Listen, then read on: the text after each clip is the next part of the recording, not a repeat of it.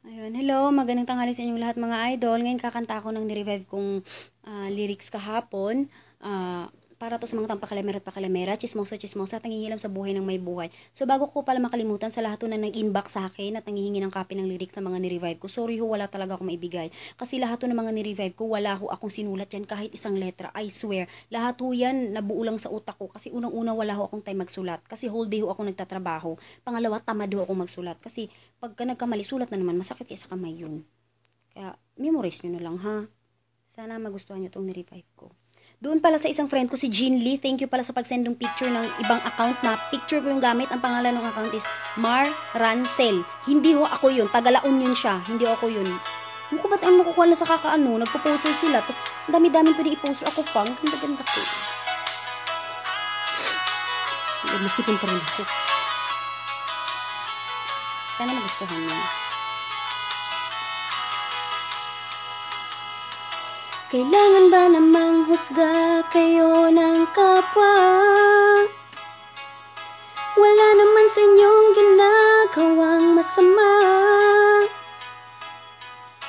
Bakit kailangan nyo pang magbigay ng komento? Kung nakakasakit lang naman ang sinasabi nyo. Sadyang may mga tao lang talaga na paepal.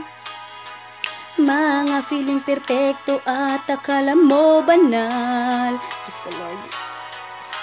Mahilig mamuna sa ginagawa ng kapwa.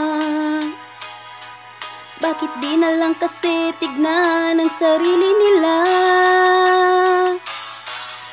Wala na ba kayong ibang maisip kundi mangialam at puro chismis? Hindi nyo naman yan ikinayaman ang inyong pangingialam. Hanggat hindi kayo napiperwisyo sa kanilang ginagawa at bisyo, tigilan ng pamumuna sa kapwa. Hayaan nating Diyos lang ang manghusga.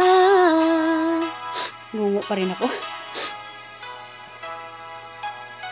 Wala na bang puwang ngayon ang ibang tao dito sa mundo at magpakatotoo? Bakit lagi nang tinitignan ay estado? Wala namang nangingialam sa buhay nyo. Sadyang may mga tao lang talaga na pabida.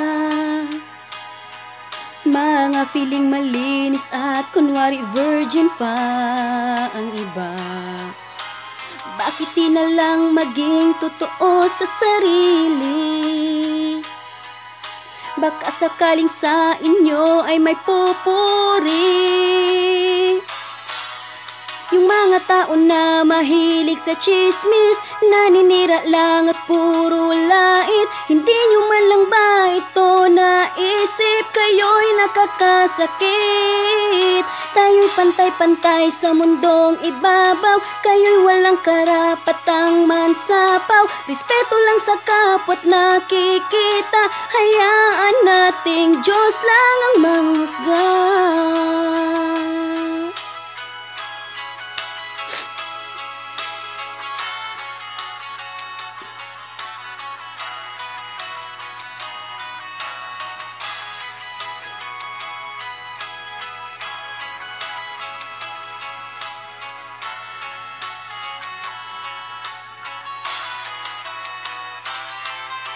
Wala na ba kayong ibang maisip kundi mangialam at puro chismis? Hindi nyo naman yan ikinayaman ang inyong pangingialam. Hanggat hindi kayo napiperwisyo sa kanilang ginagawa at bisyo, tigilan ng pamumuna sa kapwa. Diyos lang ang huhusga.